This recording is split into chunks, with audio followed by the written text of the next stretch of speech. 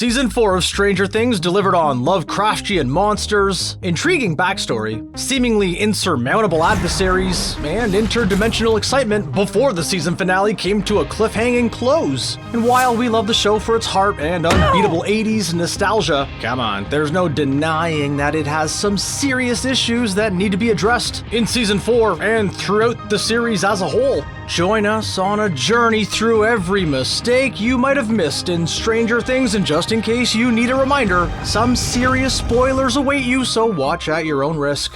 If you've been living under a rock since Season 4's release, you might have missed the first mistake on our list, which is that everyone, including Stranger Things co-stars Matt and Ross Duffer, forgot Will's birthday. At the end of Season 3, Elle and the Byers clan say goodbye to Indiana and set their sights on a new home in California. So it's no surprise that at the start of Season 4, we see Mike taking a trip to the Golden State to visit his friends. When he gets there, Elle and Will take him to their local roller rink where some serious drama unfolds. But in the midst of all that, a timestamp on a rolling camera at the rink reveals that the date is March 22nd. As most fans know, March 22nd was established as Will's birthday early on in the series, which means that this tiny yet crucial character detail was completely overlooked. Do you know what March 22nd is?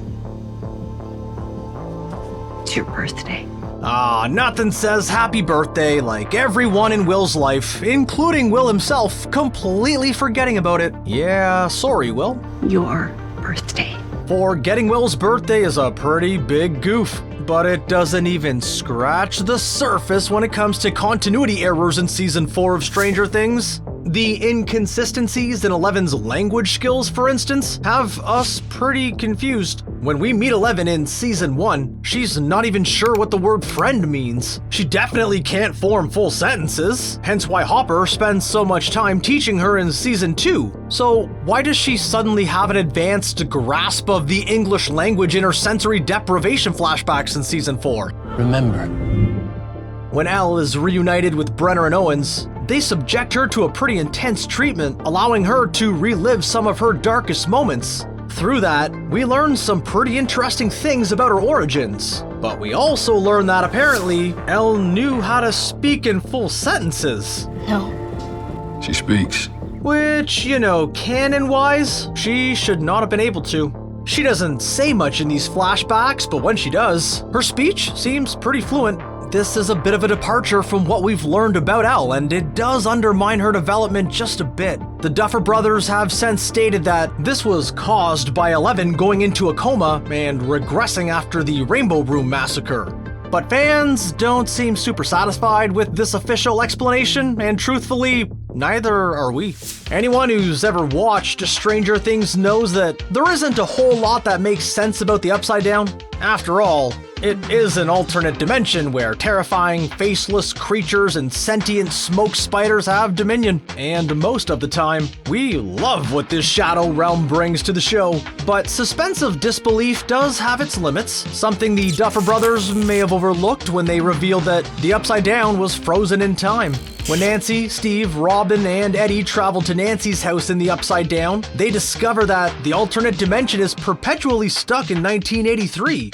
The group figures this out when Nancy can't find her battle provisions, but instead finds her journal with the last entry dated November 6th, 1983, also the same day Will went missing in Season 1. This means that it would be impossible for anything that took place after this date to exist in this warped version of Hawkins. And this poses a lot of questions, like how was Will able to see and then use the alphabet Joyce painted on the wall in Season 1, Episode 3 if it didn't exist in the Upside Down?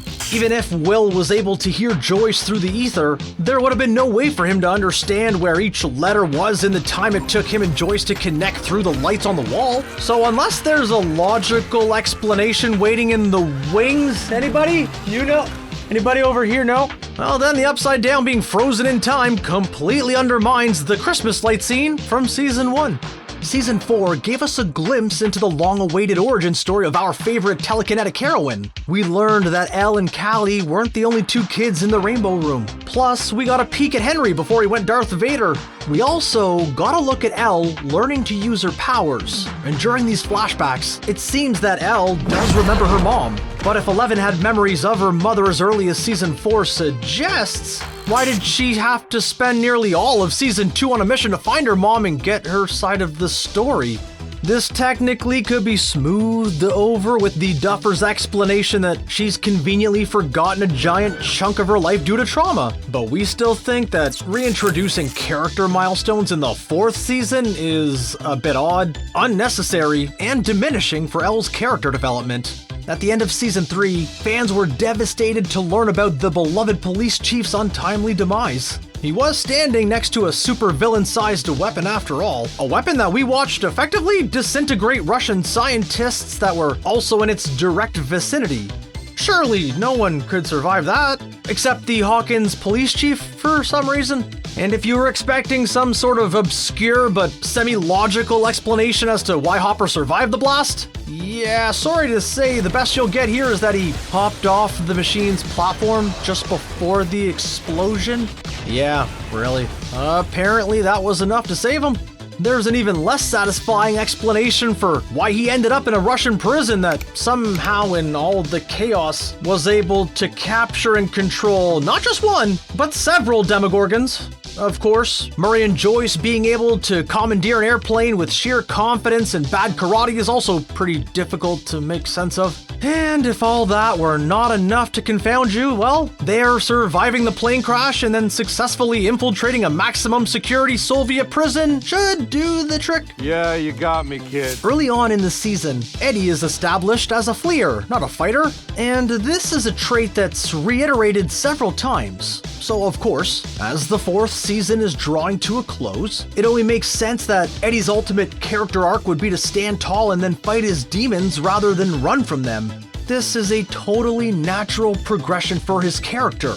The problem is in the way this arc was completed. In other words, it was way too convenient and it made almost no sense. Eddie and Dustin are trying to make sure that the Upside Down's Demobats are a non-factor for their friends in the fight against Vecna. The duo are successful in creating a distraction long enough for Nancy, Steve, and Robin to slip into Vecna's house and carry out their part of the plan. So then, why does Eddie engage with the Demobats after the fact? It's almost as if Eddie threw himself to his own peril for no other reason than to complete his character arc and leave fans devastated by the death of yet another new character that they loved.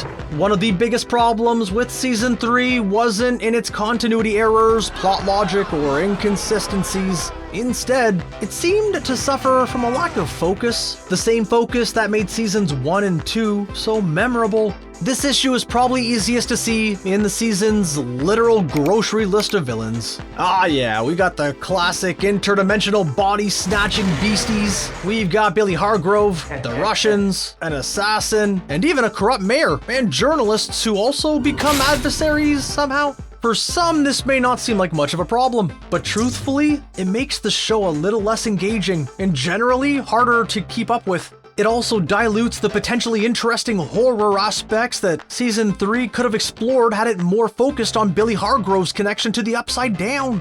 It might have also made his redemption at the end of the 3rd season a bit more impactful. Luckily, season 4 did not suffer from the same eclectic selection of big bads. In season 2 of Stranger Things, we're introduced to Callie, or 8, Elle's sister and former Rainbow Room companion. When we meet Callie, we discover that she too can use her mind to manipulate reality. As more is revealed about her, we learn that her powers aren't physical like Elle's, but psychological. In other words, she can make people see things that aren't really there. This seemed really cool at first, but as the season progressed, fans started to question the consistency of Callie's gift. When she first uses them on the cops, her abilities work logically. She manipulates one officer's perception, leading to a collision with a slew of other cruisers following behind him. We see this again when she makes Axel think that he's covered in spiders. That also makes sense. It's not until she makes 11, herself, and her crew of punk rock assassins invisible to an entire police squad that her powers start to seem inconsistent. It's one thing to manipulate one mind at a time and have it work out in her favor, but how was she able to control an entire group of people simultaneously? Also, how did she know how many minds to manipulate to successfully hide everyone from view? When the first season of the show kicked off, viewers knew virtually nothing about the Upside Down and the monstrous creatures that inhabited it, but as Season 1's storyline unfolded, we learned that the Demogorgons were predators, and much like a shark and various other apex predators, they were attracted to blood. This was hinted at when Barb cuts her hand and is taken by a Demogorgon shortly after in episode 2, and the theory is later confirmed when Jonathan and Nancy lure the creature to them by cutting their hands in episode 8, which begs the question. If Demogorgons go after bleeding prey first, why was Will taken to the Upside Down in the first place? He wasn't bleeding when the Demogorgon first started stalking him in episode 1, so the fact that he was chosen by the interdimensional predator, at the very least, raises some questions, and there are plenty of fan theories about it out there, but until something official is confirmed, we're chalking this one up to another error in continuity. Well, there you have it, our take on some of the mistakes in each season of Stranger Things. Hopefully, some of the inconsistencies that we mentioned will get cleared up in Season 5.